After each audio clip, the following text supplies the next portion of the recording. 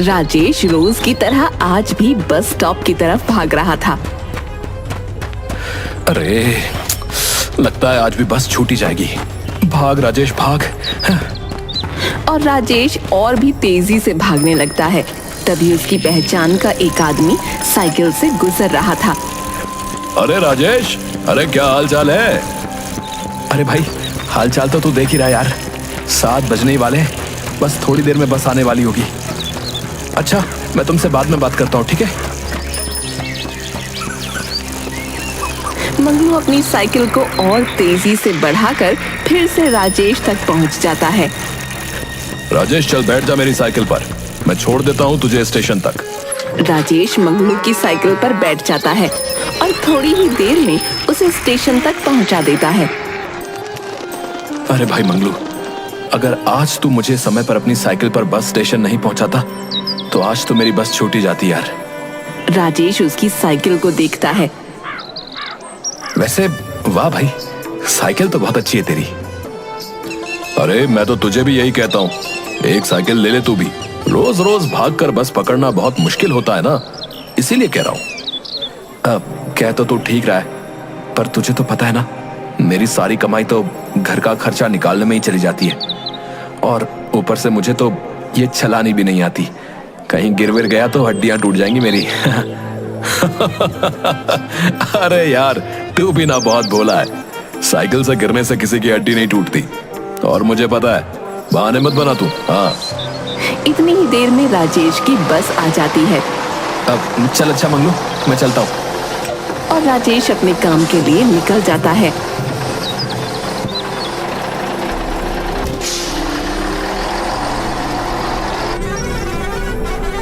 वैसे मंगलू कह तो ठीक रहा था, अगर मैं भी साइकिल ले लूं तो रोज रोज इस बस का इंतजार नहीं करना पड़ेगा और इस बस के लिए भागना भी नहीं पड़ेगा। और फिर अगर बापू को दवाखाने ले जाना पड़े तब भी आसानी ही होगी। पर अब इतने पैसे कहां से लाऊं? अगले दिन फिर से राजेश बस पकड़ने के लिए चलता है और आज फिर उसे मंगलू मिल जाता है। अरे राजेश, अरे चल आजा भाई, मैं तुझे अपनी साइकिल से छोड़ देता हूँ। राजेश बिना हिचकिचाहट के मंगलू की साइकिल पर बैठ जाता है। दोनों बातें करते हुए बस स्टेशन की तरफ जाने लगते हैं। अरे मंगलू यार, मुझे भी चलाना सिखाना तेरी साइकिल। हाँ क्यों नहीं भाई, चला जा।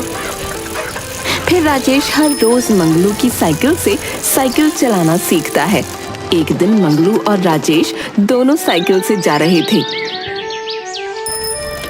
भाई राजेश, अब तो तू साइकिल भी चलाना सीख गया यार। अब तो कम से कम साइकिल ले ले भाई। भाई मैं तो तेरे ही भले के लिए बोल रहा हूँ। देख, विजयवाड़ा से सोमनगर तक पैदल आना जाना कितना मुश्किल होता होगा ना।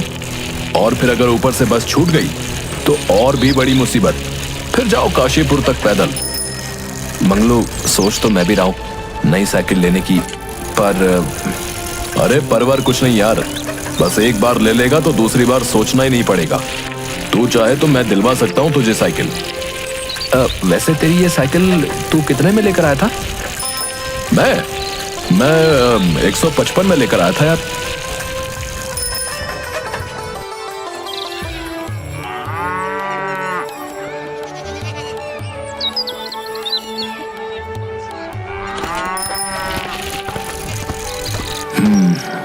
मंगलू की साइकिल 155 रुपए की थी और अभी मेरे पास 70 रुपए।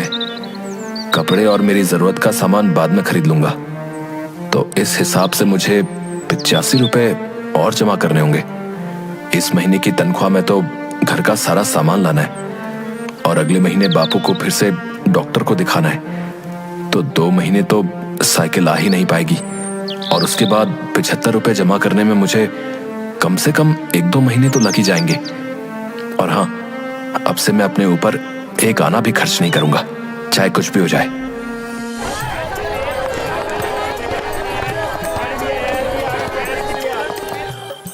माँ, मैं सारा सामान ले आया हूँ, देख लो कहीं कुछ रहा तो नहीं है।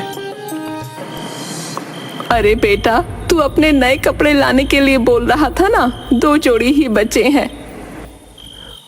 अभी 2 जोड़ी कपड़े हैं तो मैं कुछ समय के बाद ले लूंगा, वैसे भी अभी जरूरत नहीं है।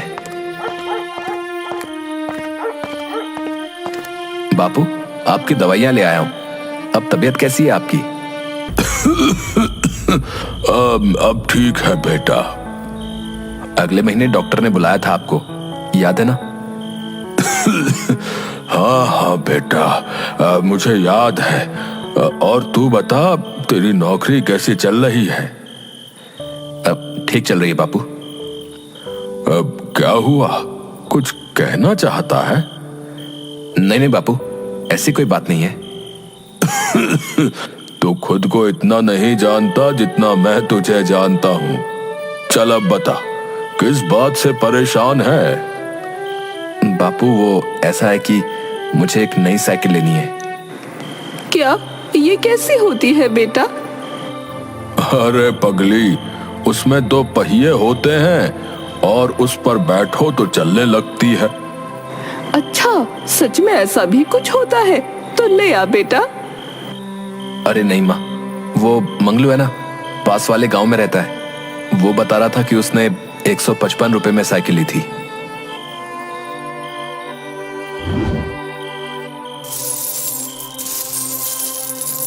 ये ले, इससे तेरी थोड़ी मदद हो जाएगी। अब नहीं माँ, मैं तुम्हारे कंगन नहीं ले सकता। जेवर के नाम पर बस यही तो है तुम्हारे पास। इन्हें तुम अपने पास रख लो और तुम देखना, मैं अपनी मेहनत से जल्द ही साइकिल लेकर आऊंगा और फिर बापू को भी दवा खाने ले जाने में दिक्कत नहीं होगी। और तुम देखना, मैं तुम्हें भी अपनी साइकिल पर बैठाकर पूरे विजयवाड़ा में घुमाऊंगा। कुछ दिनों तक ऐसे ही चलता रहता है। एक दिन 120, 130, 135 और ये रहे 140। अरे 10 फिर कम पड़ गए। तुझे और भी ज्यादा मेहनत करनी पड़ेगी।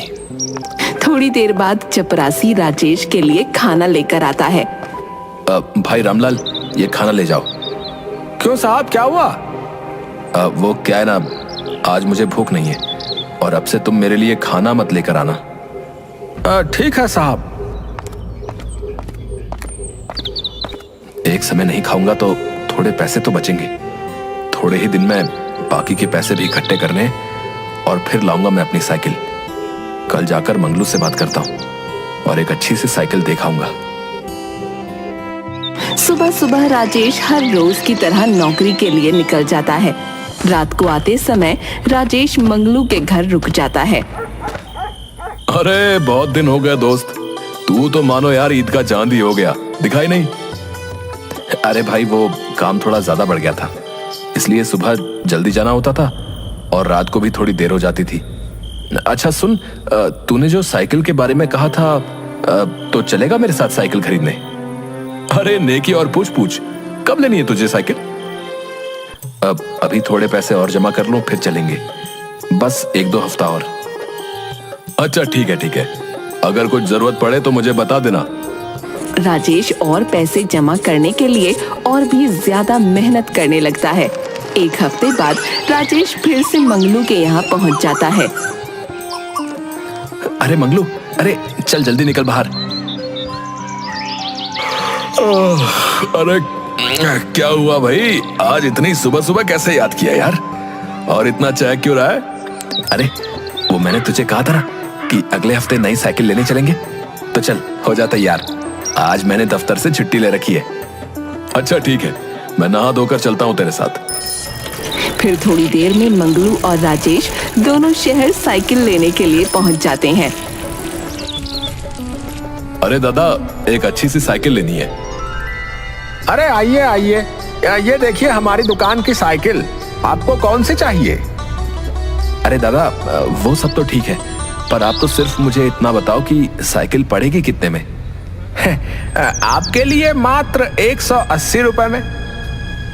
क्या 180 में? अरे पर भाई ये मंगलू थोड़े दिन पहले 155 में साइकिल लेकर गया था और अब 180 में इतनी महंगी? अरे भैया, तो महंगाई भी तो कितनी बढ़ गई है। अरे भैया थोड़ी तो कम करो। नहीं नहीं दादा, कम तो नहीं हो सकती। अगर हम ऐसे ही दाम कम करते रहेंगे तो घर कैसे चलाएंगे? अच्छा आप बताओ, आपके पास कितने हैं? अब 160 रुपए हैं। अरे राजेश, परेशान क्यों होता है? 20 रुपए ही तो हैं, मैं दे देता हूँ। नहीं नहीं भैया, ये साइकिल तो मैं अपने दम पर ही लेना चाहता हूँ। मैं तुम्हारी मदद नहीं ले सकता। मैं फिर कभी साइकिल ले लूंगा। फिर मुंह लटकाकर राजेश वहां से निकल जाता है। राजेश के पीछे मंगलू भी चला जाता है। राजेश और मंगलू दोनों साइकिल पर बैठे हुए। क्या हो जाता अगर तू मुझसे पैसे ले लेता तो? मैं खुद के दम पर ये साइकिल लेना चाहता हूँ, बस इसीलिए। थोड़े समय की और बात है, और वैसे भी 20 रुपए तो है, मैं जैसे तैसे जमा कर लूंगा। बात तो ऐसे कर रहा है जैसे तूने अपने बगीचे में पैसों का पेड़ लगा कर रखा है। तू झट से जाकर तोड़ लेगा, है ना? तुझे क्या लगता है मुझे नहीं पता है कि तूने एक एक रुपया कैसे कितनी मेहनत से जोड़ कर रखा था अपनी साइकिल के लिए? और अगर इनमें से पैसे खर्च हो गए तो? होते हैं तो हो जाने दो, नहीं लूंगा साइकिल। और क्या, कोई पहाड़ तो ना टूटेगा। फिर राजेश मुंह लटकाकर घर पहुंच जाता है। 20 रुपए तो है, कर लूंगा जमा। पर अगर तब तक साइकिल और महंगी हो गई तो? अगले दिन राजेश दफ्तर में बैठा अपना काम कर रहा था। तभी एक आदमी राजेश के ऑफिस में आकर बैठ जाता है। साहब राम राम, मेरा नाम श्याम है। वो क्या है ना साहब, अगर आप मेरा एक काम कर दो तो मैं आपको मुंह मांगी कीमत देने के लिए तैयार हूँ। कैसा काम? बस इस कागज पर दस्तखत करने हैं। इसमें लिखा है कि सोमनगर की सारी जमीन मेरे नाम पर है, ना कि मेरे भाई जुगनू के। नहीं साहब, मैं ये नहीं कर सकता। आप जा सकते हैं। अब सोच लो, मैं मुंह मांगी कीमत देने के लिए तैयार हूँ। सोच लिया, आप जा सकते हैं।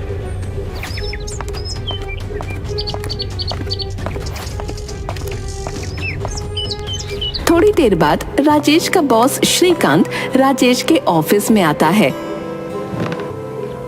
सर, आपको आने की क्या जरूरत थी? अगर कोई काम था तो मुझे बुला लिया होता। नहीं नहीं राजेश, मैं तुम्हारे काम से बहुत खुश हूं। आज तुम्हारे ऑफिस में एक आदमी आया था। हाँ सर, वो मैंने ही भेजा था।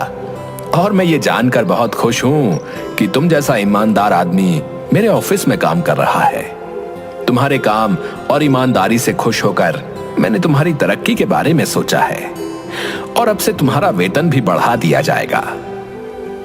धन्यवाद साहब। साहब, क्या मैं आपसे कुछ मांग सकता हूँ? हाँ हाँ राजेश, कहो। साहब, अगर आप मुझे इस महीने की तनख्वाह आज ही दे दें तो वो क्या है ना, मुझे थोड़ी जरूरत थी। श्रीकांत बिना कुछ कहे तुरंत ही राजेश को उसकी तनख्वाह देता है। राजेश पैसे लेकर खुश होकर फिर से उसी साइकिल की दुकान पर पहुंच जाता है। दुकानदार राजेश को देखकर तुरंत पहचान जाता है। अरे बाबू, आज अकेले ही आए हो? हाँ दादा, वो जो साइकिल थी ना, वो मुझे दे दीजिए। अरे हाँ हाँ, ये लीजिए बाबूजी, 180 रुपए की है। याद है ना आपको? याद है मुझे। ये लो तुम्हारे 180 रुपए। और राजेश खुशी से झूमते हुए साइकिल पर बैठकर अपने गांव की तरफ बढ़ने लगता है। राजेश खुशी से कभी साइकिल की घंटी बजाता तो कभी कुछ गुनगुनाने लगता और साइकिल को बहुत तेजी से चलाने लगता है। राजेश जैसे ही साइकिल की घंटी बजाते हुए अपने गांव में पहुंचता है, कुछ कुत्ते राजेश की साइकिल को देखकर भौंकने लगते हैं। अरे बाप रे, इतने सारे कुत्ते! गांव के सभी लोग साइकिल को देखकर बहुत हैरान होते हैं। अरे ओ मुरारी, अरे अरे जरा देख तो, ये बलवंत का छोरा क्या तूफान लेके आया है भाई। अरे जल्दी निकल घर से बाहर भैया। गांव में एक बैलगाड़ी हाँकता हुआ आदमी निकल रहा था। राजेश उसके पास से बहुत तेजी से साइकिल लेकर निकलता है। अरे ई का था। राजेश साइकिल चलाता हुआ अपने घर पहुंच जाता है और घर के सामने खड़ा होकर साइकिल की घंटी बजाता है। राजेश की साइकिल को देखकर सभी गांव वाले इकट्ठा हो जाते हैं। माँ, बापू, अरे जल्दी देखो, मैं अपनी साइकिल ले आया। अरे ओ भैया, ई का नहीं बला है? काका, ये साइकिल है, साइकिल। का है साइली? अरे काका, साइली नहीं, साइकिल साइकिल। हाँ, ये मुँह अंग्रेज तो चले गए, पर अंग्रेजी यही छोड़ गए हैं। साइली ये कोई नाम होता है भला? बताओ, इसका नाम तो बिल्लो रानी होना चाहिए। अरे वाह भाई, है? क्या नाम रखा है, बिल्लो रानी, है? वाह।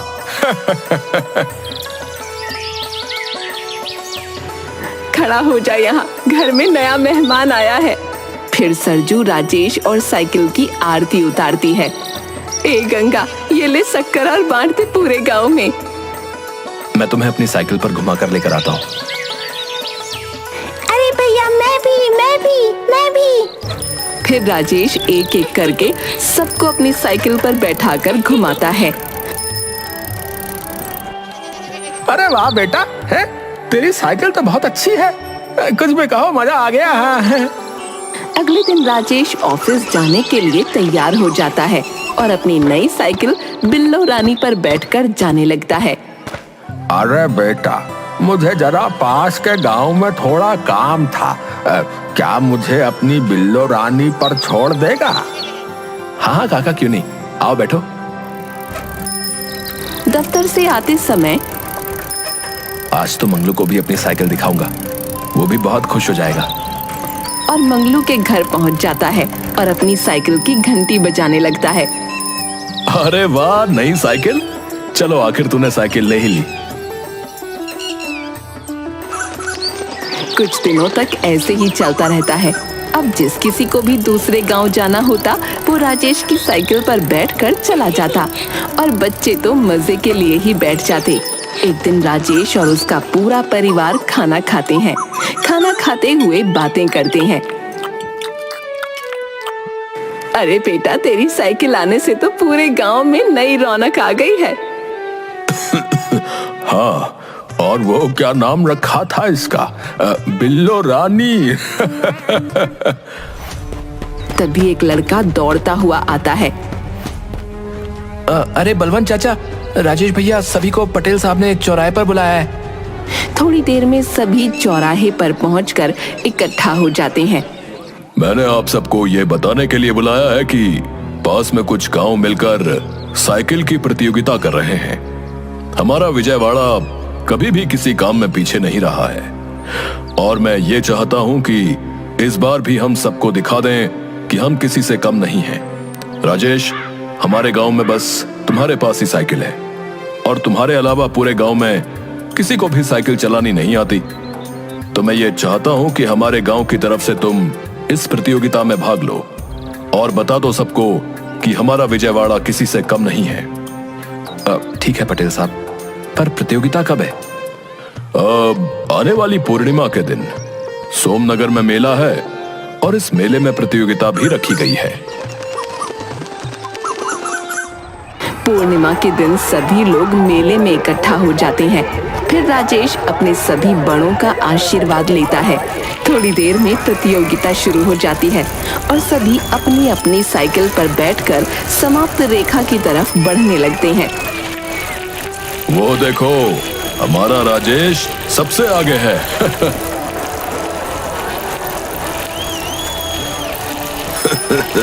हाँ हाँ, और आपको पता है, ये जो दूसरे नंबर पर है, ये रामलाल दफ्तर का चपरासी है और ये चौथे पर उसका दोस्त और ये तीसरे नंबर पर पास के गांव का एक लड़का है। देख लेना, जीतेगा तो हमारा राजेश ही। वैसे भी बाकी सबने तो हार मान ली और देख कुछ तो कैसे गिर पड़े हैं। जीतेगी तो हमारी बिल्लो रानी। राजेश जैसे ही समाप्त रेखा पर से थोड़ी दूर होता है, अचानक ब्रेक मारकर रुक जाता है। इतने में ही रामलाल आगे निकल जाता है और राजेश फिर से साइकिल चलाने लगता है। अरे अरे, ये क्या किया इसने? साइकिल क्यों रोक दी? और ये चपरासी, इसको जिता दिया? हे भगवान, इसकी मति तो नहीं मारी गई। प्रतियोगिता के कुछ देर बाद फिर से सभी लोग गांव के चौराहे पर जमा हो जाते हैं। अरे मूर्ख राजेश, तुझे अंदाजा भी है तूने क्या किया? तूने जानबूझकर उस चपरासी को जिता दिया। क्यों किया तूने ये? पटेल साहब, मुझे माफ कर दीजिए कि मैं ये प्रतियोगिता हार गया, पर हम सब तो सिर्फ विजयवाड़ा को बड़ा बताने के लिए प्रतियोगिता में जीतना चाहते थे। लेकिन रामलाल, उसकी माँ की आंखों का इलाज करवाना बहुत जरूरी था। वो इतना खुदगर्ज है कि उसने कभी किसी से मदद नहीं ली। अगर इस प्रतियोगिता में मैं जीत जाता तब भी मैं चाहकर भी उसकी मदद नहीं कर पाता। इसलिए मैंने ये फैसला लिया। शाबाश मेरे बच्चे, मुझे गर्व है तुझ पर। आज तूने मुझे हार कर भी जिता दिया।